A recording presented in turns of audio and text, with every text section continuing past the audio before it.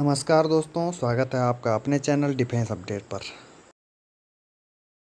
दोस्तों, आखिर भारत और चाइना का विवाद होता क्यों रहता है, जानते हैं आज इस सब्जेक्ट पर। दोस्तों, आपसे एक रिक्वेस्ट है, प्लीज़ वीडियो को लाइक के साथ साथ अपने दोस्तों के साथ शेयर भी करें और बेल आइकन को क्लिक करें ताकि आपको मेरी वीडियो के बारे में जल्दी पता लग जाए। दोस्तों, भारत चीन के रिश्ते यूं ही एक दिन में अचानक इसके लिए जाना पड़ेगा 1959 में, जब तिब्बत में विद्रोह हुआ था।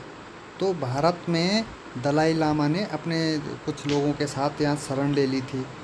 इससे पहले मैकमोहन रेखा पर छोटी छोटी जो घटनाएं होती थी होती रहती थी, लेकिन उसके बाद जो है चाइना एकदम चिढ़ गया था और 20 अक्टूबर 1962 को चीनी सेना ने लद्दाख के कुछ क्षेत्रों पर तथा सिक्किम में तवांग पर पूरा कब्जा कर लिया था और भारतीय सेना उनसे हार गई थी उस समय।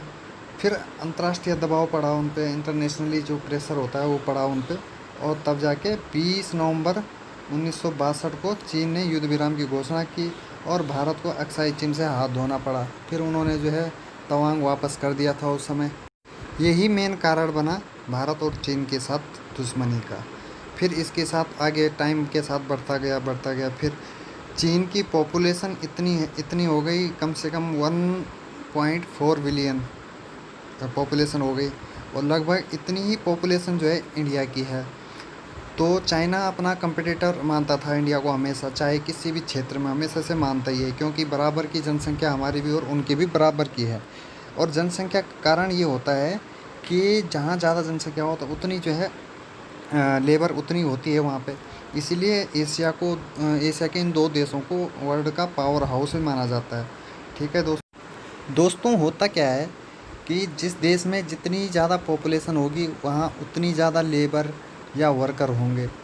अगर वर्कर ज़्यादा होंगे तो उनमें कंपटीशन होगा जितनी, मतलब वहाँ पे जितने ज़्यादा वर्कर होंगे उतने कम उनको पैसे में काम करना पड़ेगा।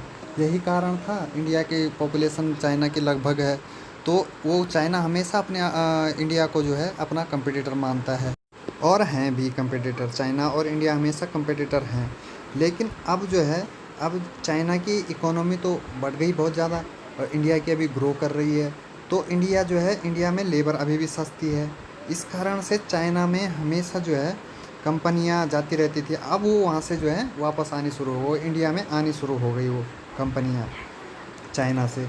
तो दोस्तों, यहाँ भी चाइना की जली हुई है। लेकिन दोस्तों, अभी भी जो है चाइना हमसे जीडीपी में बहुत आगे है।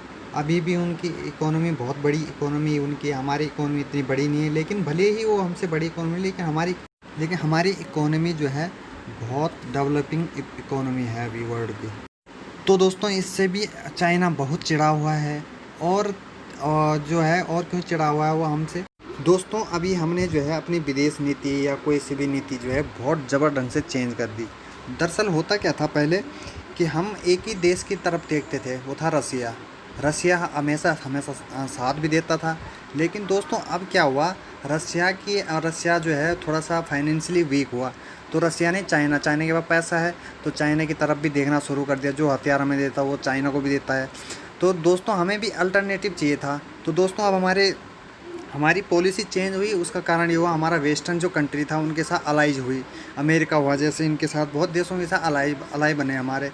तो इससे क्या हुआ कि अब हमारे पास ऑप्शन बन गए। वेस्टर्न कंट्रियों के साथ इंडिया के अच्छे रिलेशन बनने से भी चाइना को बहुत जलन होती है, क्योंकि चाइना की उनके साथ बनती नहीं है। उसके बाद दोस्तों क्या हुआ कि इंडिया में एक स्ट्रॉन्ग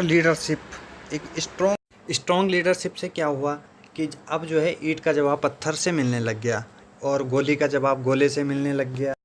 जैसे पहले होता था कि अक्साई चीन पे कब्जा कर लिया तो ये कहकर छोड़ दिया कि वहाँ भाई बंजर ज़मीन है, बंजर ज़मीन में कुछ नहीं होता और वहाँ छोड़ के चले आओ। और फिर क्या हुआ, फिर डोकलाम भी हुआ, गलवान में भी हमने देख लिया, सर्जिकल स्ट्राइक हुई, बहुत सारी चीज़ें हो गई। तो ये होता है स्ट्रॉन्ग लीडरशिप का कमाल। फिर दोस्तों क्या हुआ, हमने जम्मू कश्मीर से धारा 370 और 35 से ख़त्म करके अपनी 2 यूनियन टेरिटरी बनाई, जिससे जो है दोनों चिड़े हुए हैं, पाकिस्तान भी और चाइना भी। दोनों को दावा करते थे पहले कि ये हमारा हुआ। फिर चाइना को जो है इसमें भी जो है बरनौल की ज़रूरत पड़ी थी। दोस्तों भारत ने अपनी सीमा पर जो है मजबूत इंफ्रास्ट्रक्चर का जो है निर्माण कुछ तो कर दिया और कुछ हो रहा है अभी। जैसे लेह में एक जो है टनल और नॉर्थ ईस्ट में एक पुल, जैसे हजारों जगहों पर रोड का काम कर रहा है, जैसे भारतमाला रोड प्रोजेक्ट। इन सब से चीन की नींद हराम हो रखी है सही में। फिर दोस्तों इंडिया ने अपनी सेना पे बहुत ज़्यादा ध्यान दिया और मॉडर्नाइज करना शुरू कर दिया। जैसे कि अभी जो है इंडिया ने है अभी अभी रसिया से बहुत बड़ी डिफेंस डील करी है 18,148 करोड़ की, जिसमें 12 सुखोई 30 MKI और 21 MiG-29। और उससे पहले हमने जो है S-400 का मिसाइल डिफेंस सिस्टम जो है उसका सौदा कर रखा है। वैसे ही फ्रांस से जो है 36 राफेल का हमारा सौदा पहले से ही हो रखा। अमेरिका से हमने क्या खरीदा, M777 होवित्जर गन जो है एक, और चिनूक हेलीकॉप्टर है, और अपाचे अटैक हेलीकॉप्टर जैसे।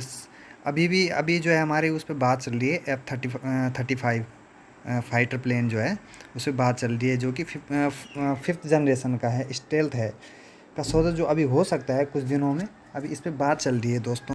जो अमेरिका का जो ये 5th जनरेशन का फाइटर प्लेन है, मैं चाहता हूँ इसमें एक वीडियो बनाऊँ, तो दोस्तों ज़रूर कमेंट करना है इस पर, तो मैं इस पर वीडियो बनाऊँगा।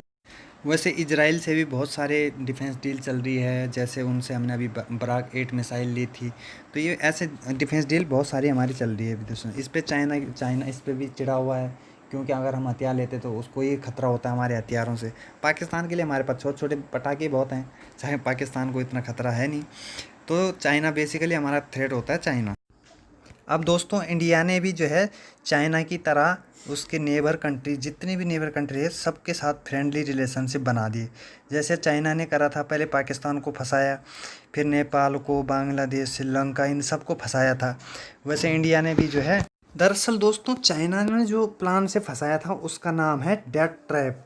डेट ट्रैप के अंदर क्या होता है, किसी भी देश को इतना कर्जा दे दो, इतना कर्जा दे दो, वो वापस देने की क्षमता उसके अंदर ना रहे, और फिर उसकी ज़मीन हड़प लो। जैसे उसने जो है पाकिस्तान का करा, बांग्लादेश का कर रहा है, अभी श्रीलंका का तो कर दिया उसने। फिर वहाँ पे अफ्रीकी कंट्रियाँ बहुत सारी उसके डेट ट्रैप में फंसी हुई हैं। तो भारत ने भी ऐसे ही करके, भारत ने ऐसा कुछ नहीं करा, भारत ने जो है उनसे फ्रेंडली रिलेशनशिप बनाए। जैसे किससे बनाए, जैसे उनके जो है ताइवान है, Indonesia, Japan, Malaysia, Thailand, Brunei, Myanmar, Bhutan आदि देशों के साथ जो है हमने जो है फ्रेंडली रिलेशनशिप डेवलप कर लिए, जिससे जो है चाइना का कलर लाल हो गया उनके फ्लैग की तरह।